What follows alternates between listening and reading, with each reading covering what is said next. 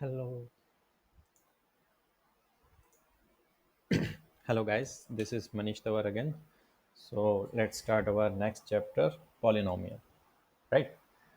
So before starting our chapter, let's talk about the term polynomial, ठीक है कि इसका नाम polynomial क्यों है और इसमें हम क्या क्या पढ़ने वाले हैं. ओके, तो मैंने कुछ प्री नोट्स बनाए हैं तो उसको देख के हम आगे बात करेंगे. तो सबसे पहले हम बात करेंगे चैप्टर के नाम की. That means poly plus nomial. ठीक है, पॉली का मतलब होता है मैनी एंड नॉमियल यहाँ पे टर्म्स को रिप्रेजेंट करता है. ठीक है, कि उसमें टर्म्स कितने हैं. क्योंकि अभी तक जो हमने रियल नंबर वगैरह पढ़े हैं उसके अंदर हम क्या पढ़ते हैं कि हमारे पास क्या है, हमारे पास सिंगल वैल्यू. ठीक है, या जैसे कि 5 लिख दिया. ठीक है, या फिर 7 लिख दिया. ठीक है, या फिर कोई एक्सप्रेशन लिख दिया 7 इंटू 5 कुछ भी. ठीक है, बट इसको भी अगर हम सॉल्व करेंगे तो कितना आएगा 35. सिंगल वैल्यू आ रही. ठीक है, ओके, इस बात को समझिए. बट अब यहाँ पे हम क्या कर रहे हैं, यहाँ पे हम पॉलिनोमियल की बात कर रहे हैं. ठीक है, पॉलिनोमियल बोले तो एक से ज़्यादा टर्म्स, यानी कि सिर्फ 5 नहीं लिखा होगा या फिर 35 नहीं लिखा होगा, बहुत सारी चीज़ें लिखी हो सकती है. ठीक है, फॉर एग्जांपल जैसे आप इसमें देख भी पा रहे होंगे या फिर आपको थोड़ा बहुत नाइन्थ में भी पता है कि आपने पॉलिनोमियल के बारे में पढ़ा है, उनकी डिग्रीज पढ़ा है, पावर पढ़ा है. ठीक है, उसके बारे में.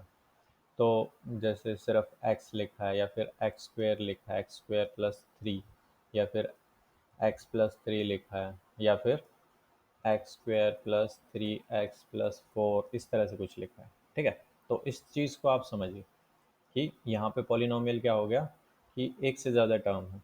ठीक है, और इसको आप सॉल्व भी करेंगे तो अभी तो सॉल्व नहीं कर सकते, इसको एज इट इज़ ही लिखना पड़ेगा. दैट्स वाई ये पॉलिनोमियल है, इसमें क्योंकि टर्म्स ज़्यादा है. ठीक है, ये सिंगल टर्म का है, ये दो टर्म का है, ये तीन टर्म का है, ये अगेन दो टर्म्स का है. ठीक है, तो इसी की बेसिस पे इसको कैटेगराइज किया जाता है. उससे पहले हम पॉलिनोमियल को किस तरह से डिनोट करते हैं उसके बारे में देखेंगे. ठीक है, तो किस तरह से डिनोट किया जाता है, मेनली लिखा जाता है पी एक्स. ठीक है, अब यहाँ पे पी क्या है, पी का मतलब होता है पॉलिनोमियल. ठीक है, पॉलिनोमियल, चलिए पूरा लिख देता हूँ. ठीक है, और एक्स यहाँ पे क्या है, एक्स यहाँ पे है डिपेंडेंट वेरिएबल बोला जाता है. Sorry sorry sorry, independent variable, my mistake. Independent variable.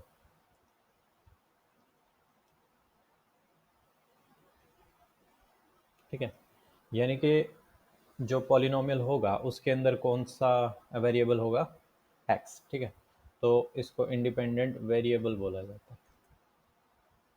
ठीक है, समझ पा रहे हैं. ओके, तो अब इसके अलावा कुछ और प्रॉपर्टीज़ होती हैं पॉलिनोमियल की, उसके बारे में बात करेंगे. ठीक है, फिर उसके बाद हम उसके कैटेगराइजेशन के बारे में बात करेंगे. और पॉलिनोमियल जो फंक्शन, पॉलिनोमियल जो पी एक्स हमने इसको डिनोट किया है, इसको हम फंक्शन भी बोल देते हैं कई बार. और ये फंक्शन क्या होता है, एक मशीन की तरह होता है जिसके अंदर हम कुछ इनपुट देते हैं और हमें कुछ आउटपुट मिलता है. फॉर एग्जांपल जैसे हमने एटीएम में कार्ड डाला, कुछ वैल्यू डाली, और फिर हमें उतने पैसे बाहर मिल गए. ठीक है, तो एक्स आप वो मान के चलिए कि आपने कोई वैल्यू डाली. ठीक है, और एटीएम को आप क्या मान लीजिए, पॉलिनोमियल मान लीजिए. ठीक है, तो ये कोई फंक्शन करता है. ओके, तो इस तरह से इसको कभी कभी फंक्शन भी बोल दूंगा मैं, तो मतलब आप समझ जाना कि मैं पी एक्स की बात कर रहा हूँ. ठीक है, और जब हम इसको कार्टेशियन प्लेन पे, यानी कि एक्स और वाई प्लेन पे जब हम इसको लिखते हैं, तब इसी को हम क्या बोल देते हैं, वाई बोल देते हैं. ठीक है, इसको वाई एक्सिस पे ले लेते हैं. ठीक है, ऑर्डिनेट पे. तो इस चीज़ को आप ध्यान रखिएगा. आगे में हम और भी बात करेंगे, अभी मतलब सिर्फ एक इंट्रोडक्शन दे रहा हूँ. ठीक है, फिर हम बात करते हैं कि जो हमारा पॉलिनोमियल है उसमें क्या क्या चीज़ें होती हैं. ठीक है, तो एक स्टैंडर्ड फॉर्म लेके चलते हैं कि एक स्टैंडर्ड फॉर्म में जो पॉलिनोमियल होता है वो किस तरह से होता है. यहाँ पे पावर कुछ आप मान लीजिए n है.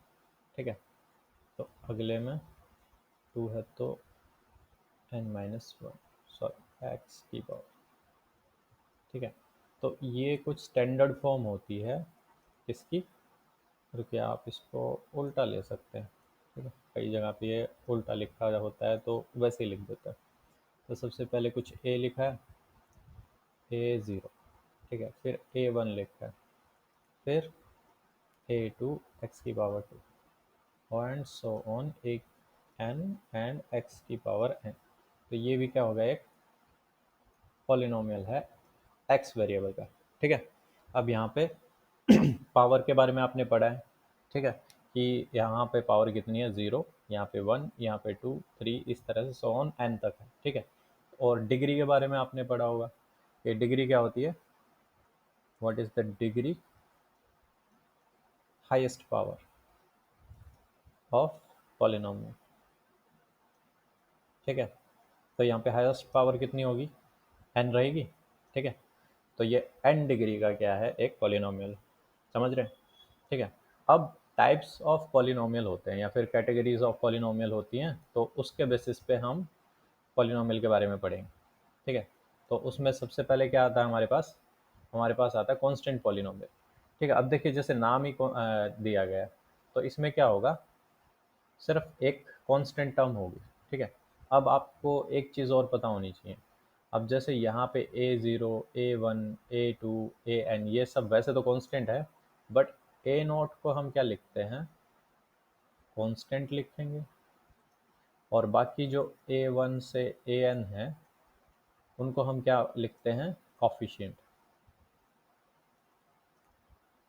ठीक है, अब ये क्यों, क्योंकि जो कॉफिशिएंट है वो किसके साथ होता है, एक्स के साथ होता है। ठीक है, और कांस्टेंट अकेला होता है। ठीक है, तो ये थोड़ा सा मतलब नॉर्म्स होते हैं, ताकि जब आप क्वेश्चन लिखें या फिर आपसे क्वेश्चन, सॉरी आंसर लिखें या फिर आपसे क्वेश्चन पूछा जाए, तो आपको स्पेसिफिकली पता हो कि भाई किस चीज़ के बारे में बात कर रहे हैं।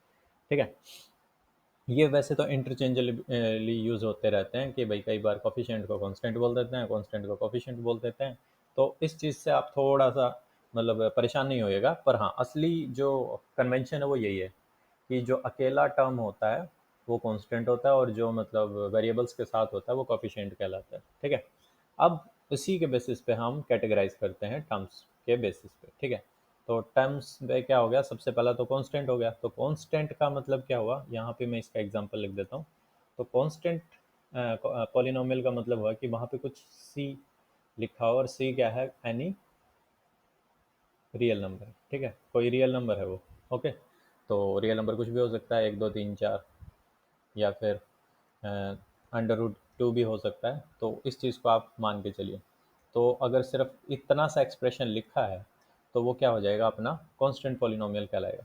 ठीक है, इसके अलावा और भी मतलब जैसे आप सिर्फ 5 लिख दो, सिर्फ ज़ीरो नहीं, मतलब कोई भी वैल्यू लिख दो, 6 लिख दिया।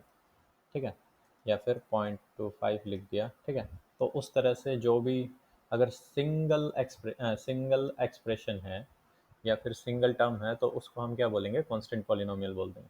ठीक है, उसके बाद आता है जीरो पॉलिनोमियल। अब जीरो पॉलिनोमियल नाम से ही पता चल रहा है कि क्या होगा, सब कुछ जीरो होगा इसमें। ठीक है, अब जीरो है तो आप एक चीज़ और देखिए कि जो कांस्टेंट पॉलिनोमियल है उसके अंदर जो डिग्री होगी वो कितनी होगी।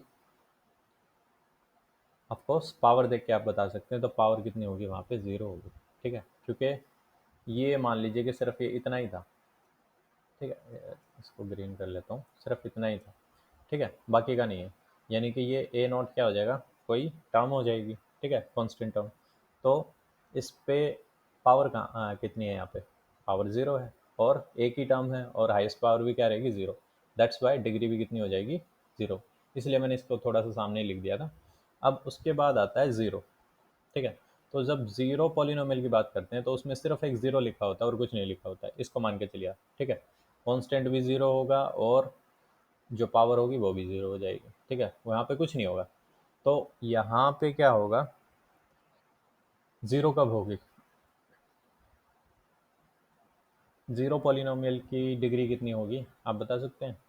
चलिए आगे देखेंगे, और अगर आपको पता हो तो आप कमेंट सेक्शन में ज़रूर लिख के मुझे बताएं। ठीक है, फिर हमारे पास आते हैं मोनोनोमियल। मोनोनोमियल जैसे मैंने बताया कि सिर्फ क्या हो, एक ही टर्म लिखी हो। ठीक है, ज़्यादा नहीं लिखी हो, या तो कोई कांस्टेंट लिखा हो या फिर सिर्फ एक्स लिखा हो। ठीक है, अब आप कहोगे फिर कांस्टेंट और इसको फिर सेम क्यों नहीं बोलते। देखिए, कांस्टेंट तो उस टर्म मतलब उस एक्सप्रेशन का नाम बता दिया। ठीक है। वैसे ज़ीरो भी सिंगल ही है, उसको भी फिर मैं मोनोनोमियल बोल सकता हूँ, ठीक है। पर एक कन्वेंशन की तरह चलते हैं कि भी मान लो कि अगर सिर्फ एक्स ही लिखा है, ठीक है, या फिर सिर्फ 2x ही लिखा है, तो उसको क्या बोलेंगे, मोनोनोमियल, ठीक है। हालांकि ये दोनों भी किस में आते हैं, मोनोनोमियल में ही आते हैं। अब बाइनोमियल आप समझ पा रहे होंगे, बाई का मतलब होता है दो, यानी कि x+2 लिखा है, ठीक है, या फिर कुछ और चीज़। ओके, ट्राई का समझ गए होंगे कि मुझे 3x लिखा है और 5y लिखा है, 3 लिखा है। अब आप बोलोगे यहाँ पे y कैसे आ गया, ठीक है। तो मीनिंग समझिए कि अगर 3 टर्म है तो होगा, अदरवाइज तो मतलब ऑब्वियस सी बात है, मैं सिर्फ x की बात कर रहा हूँ तो x² 2x+3 इस तरह से होगा। क्यों होगा? क्योंकि जैसे कि मैंने आपको बताया अभी कि जो मतलब इसीलिए कि भी जो ट्राइनोमियल होगा ना, उसके अंदर क्या हो जाएगी, डिग्री बढ़ जाएगी, ठीक है। फिर बाद में आ जाता पॉलिनोमियल। पॉलिनोमियल इसके इस तरह का होगा कुछ कि भाई मान लो 3 से ज़्यादा कुछ है, हालांकि सिर्फ मोनोनोमियल को छोड़ के बाकी मतलब बाकी तो ये सभी के सभी क्या है, पॉलिनोमियल ही है, ठीक है, रियल नंबर की तरह। कि भाई ये तुम्हारा नेचुरल नंबर लगा लो, ये वोल नंबर लगा लो, और ये सबको मिला के क्या बनता है, रियल नंबर। तो इस तरह से आप मान के चलो। तो पॉलिनोमियल की अगर कोई स्टैंडर्ड फॉर्म पूछता है तो उसको इस तरह से लिखते हैं। ट्राइनोमियल की कोई पूछेगा तो उसको किस तरह से लिखेंगे, a0 प्लस a1x प्लस में a2x², ठीक है, इस तरह से लिख देंगे। ओके, और बाइनोमियल की फिर आप बता सकते हैं कैसे लिखेंगे, ax+b, ठीक है। ये मतलब स्टैंडर्ड फॉर्म्स होती हैं, स्टैंडर्ड फॉर्म, ठीक है। तो आप आसानी से बता सकते हैं। फिर उसके बाद दूसरी कैटेगरी आती है जो कि किसके बेसिस पे होती है, डिग्री के बेसिस पे होती है, ठीक है, पॉलिनोमियल की। अब जो डिग्री है, पहली बात तो पॉलिनोमियल की डेफिनेशन भी आप समझिए कि जो पॉलिनोमियल में कोई भी पॉलिनोमियल पॉलिनोमियल कब कहलाता है, जब उसमें जो वेरिएबल होता है उसकी पावर क्या होनी चाहिए, वोल होनी चाहिए। वोल बोले तो वोल नंबर बोले तो 0 1 2 3 4, ठीक है। तो जैसे ये वाला जो टर्म होगा ये क्या होगा, ये पॉलिनोमियल नहीं होगा, ये भी नहीं होगा, ये भी नहीं होगा। क्यों? क्योंकि इनकी पावर कहाँ पे है, नीचे है, ठीक है। ऊपर जाएंगे तो ये नेगेटिव की हो जाएगी, ठीक है। तो इसलिए इसको हम नहीं मान के चलते हैं। ओके, अब डिग्री के बेसिस पे भी क्या होते हैं, पॉलिनोमियल के नाम रखे जाते हैं। ओके, तो अगर 0 डिग्री है इसका मतलब क्या होगा, सिर्फ 5 लिखा है, यानी कि क्या होगा, वो कांस्टेंट पॉलिनोमियल होगा। अगर डिग्री 1 है, ठीक है, तो डिग्री 1 है यानी कि हाईएस्ट पावर कितनी है, 1। जैसे 2x हो गया, x हो गया, 3x हो गया, +5 हो गया, तो ये सब क्या हो गए तुम्हारे 1 डिग्री वाले पॉलिनोमियल हो गए। तो इन्हीं पॉलिनोमियल्स को हम क्या बोलते हैं, लीनियर पॉलिनोमियल बोलते हैं, ठीक है। ओके, यहाँ पे लिखा भी है, a polynomial of degree 1 is called a linear polynomial, ठीक है। उसी तरह जब यहाँ पे पावर 2 हो जाती है, ठीक है, उसके एग्जांपल यहाँ पे दिए हैं इसने, 2x² प्लस 3x माइनस 2/5। देखिए अब ये वाली चीज़ 2/5 हो सकती है, ठीक है, पर जो पावर्स हैं, डिग्री है, वो इस फॉर्म की नहीं हो सकती, ये ध्यान रखिएगा, ठीक है। तो ये सब किस में आ जाते हैं, हमारे आ जाते हैं क्वाड्रेटिक पॉलिनोमियल में, ठीक है। उसी तरह क्यूबिक हो जाते हैं, और जो 4 होता है उसको क्वाड्रोकपल बोलते हैं, ठीक है, यानी कि क्वाड्रेटिक का डबल। ओके, तो इस चीज़ को आप समझ पा रहे हैं। अगर कोई डाउट है, क्वेश्चन है, तो आप कमेंट बॉक्स में लिखिए, अदरवाइज़ आप वीडियो लाइक करके मतलब मुझे बताइए कि हाँ आपको समझ में आया। देखिए अब मतलब वही है ना, मुझे पता नहीं चलेगा ना कि आपको समझ में आया कि नहीं, क्योंकि मैं आपको देख तो पा नहीं रहा हूँ, ना ही आपको सुन पा रहा हूँ। तो आप क्या आपके लाइक्स या फिर आपके कमेंट्स ही मुझे बताएंगे कि भाई आपको समझ में आ रहा है, ठीक है। तो आगे चलें, आगे चलते हैं, ठीक है। कुछ और तो नहीं बचा इसमें? मेरे ख्याल से तो नहीं, ठीक है, आगे चलते हैं। ओके, फिर यहाँ पे हम किसकी बात करते हैं, यहाँ पे हम बात करेंगे जो पॉलिनोमियल की कोई वैल्यू है, ठीक है। तो पॉलिनोमियल की अगर हमें कोई वैल्यू पता करनी है,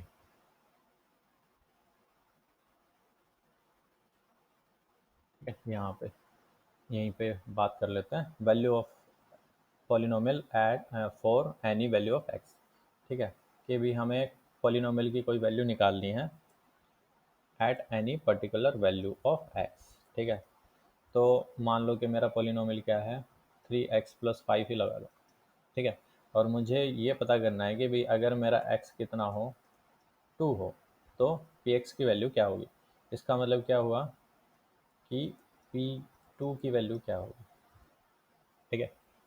तो कैसे बताएंगे, हम क्या करेंगे, सिंपली 3 लिखेंगे और x की जगह 2 लिख देंगे, ठीक है, +5। तो अब 3x का मतलब है 3 इंटू एक्स, ठीक है। तो उसी तरह 3 इंटू 2 यानी कि 6 +5 इक्वल टू 11, ठीक है। तो 2 के लिए पी एक्स की वैल्यू क्या आ जाएगी, 11, समझ रहे हैं, ठीक है। तो उसी तरह अगर मेरे पास कोई के वैल्यू है तो उसके लिए पी एक्स की वैल्यू क्या होगी, हम के लिखेंगे और क्या लिखेंगे, 3k+5, ठीक है। फिर हमारे पास एक चीज़ आती है ज़ीरो ऑफ पॉलिनोमियल और रूट्स ऑफ ए पॉलिनोमियल, ठीक है। ये मेरे ख्याल से आपको समझ में आया होगा कि भाई value of a polynomial at any value of x, ठीक है। अब ज़ीरो ऑफ पॉलिनोमियल या रूट ऑफ पॉलिनोमियल्स क्या कहलाते हैं, ये इसकी बात करते हैं कि रूट का मतलब क्या होता है या फिर ज़ीरो का मतलब क्या होता है, कि रूट और रूट या ज़ीरोस एक्स की वैल्यूज़ ही होती हैं, ठीक है। फॉर विच, एक second, for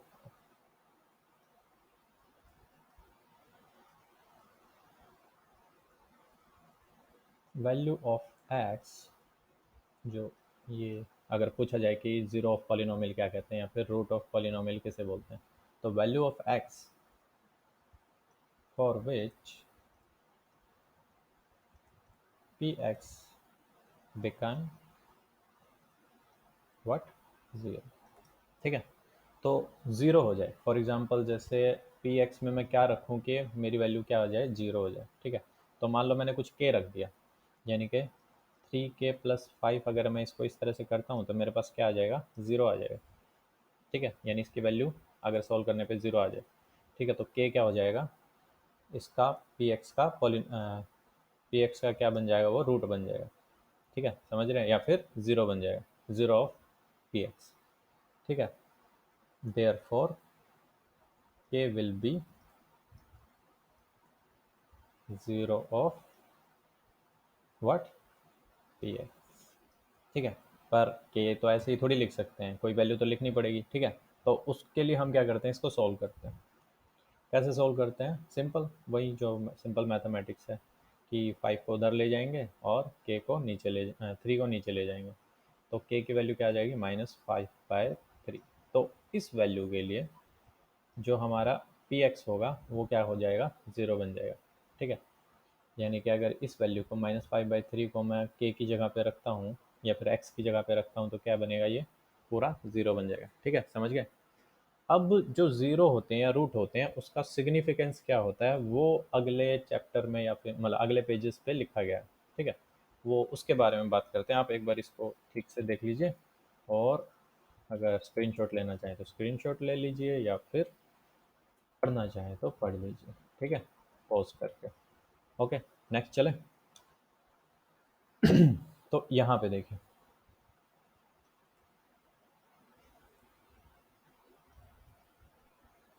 geometric meaning of polynomial, zeros of a polynomial, ठीक है। तो जैसे मैंने आपको बताया था कि जो पी एक्स होता है वो हम उसको क्या कर सकते हैं, कार्टेशियन फॉर्म में भी उसको लिख सकते हैं, ठीक है। बात की थी हमने इसके बारे में, है ना।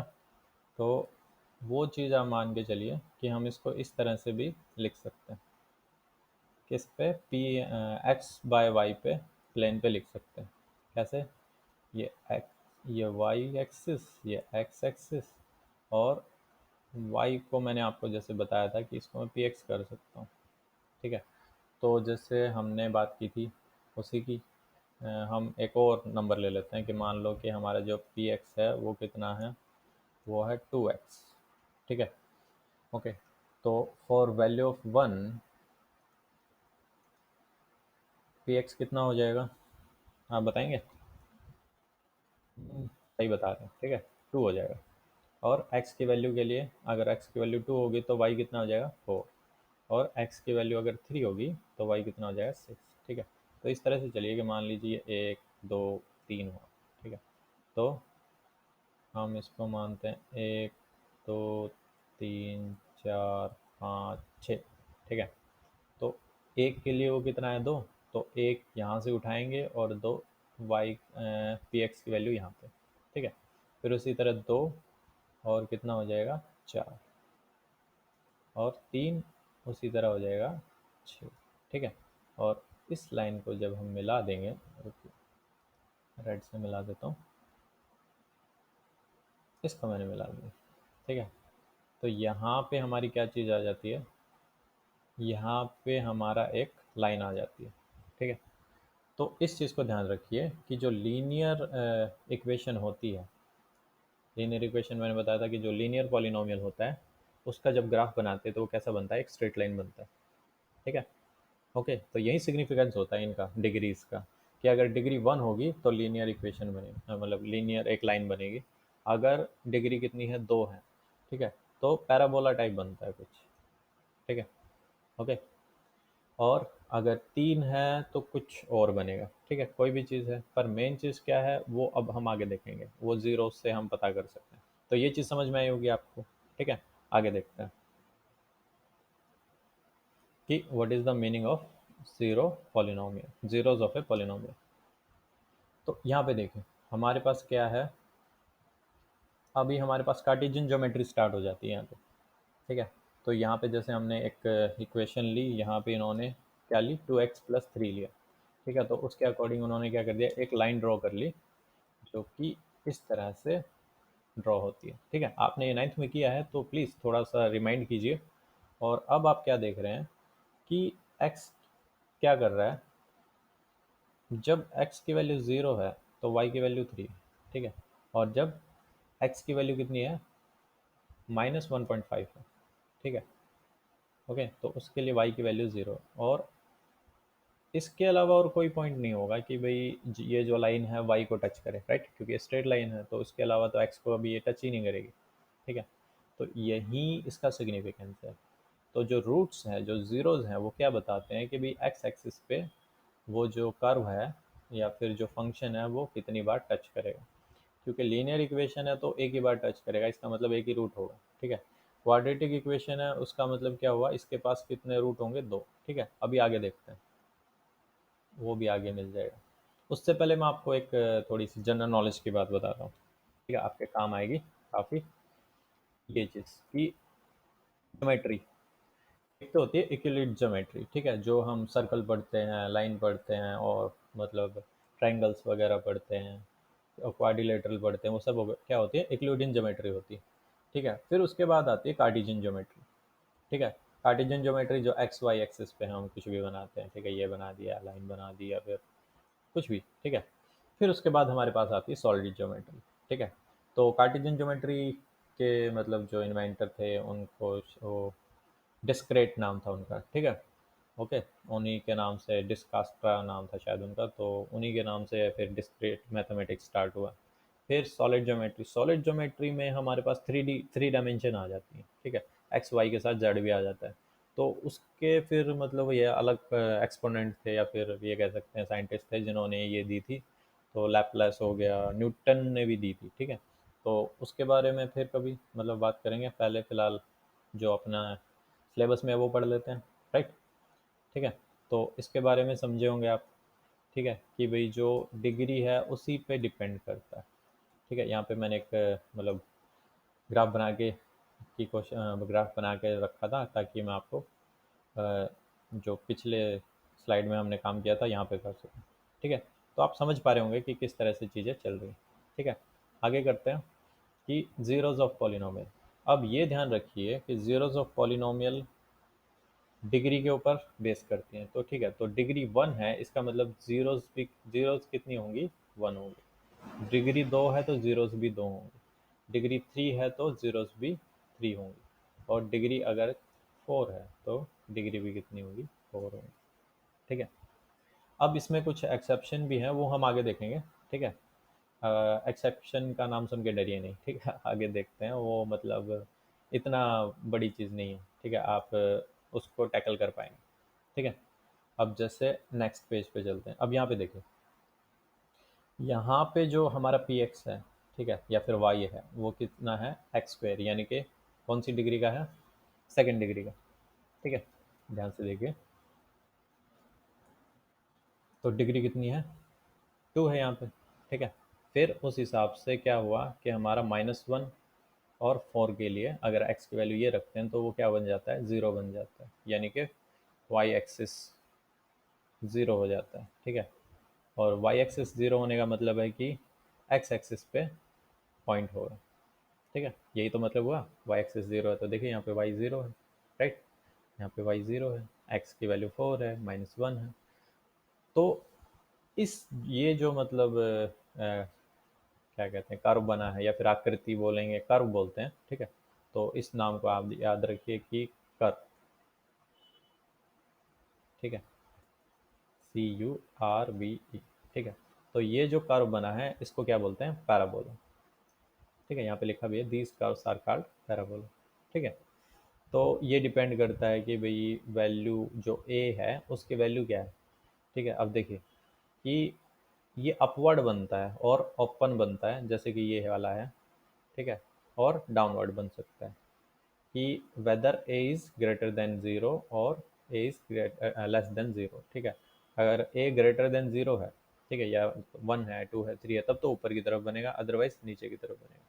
ठीक है, अब इसके बाद हम बात करेंगे नेक्स्ट इसकी कि भी मतलब और क्या क्या इसके सिग्निफिकेंस है ज़ीरोस की।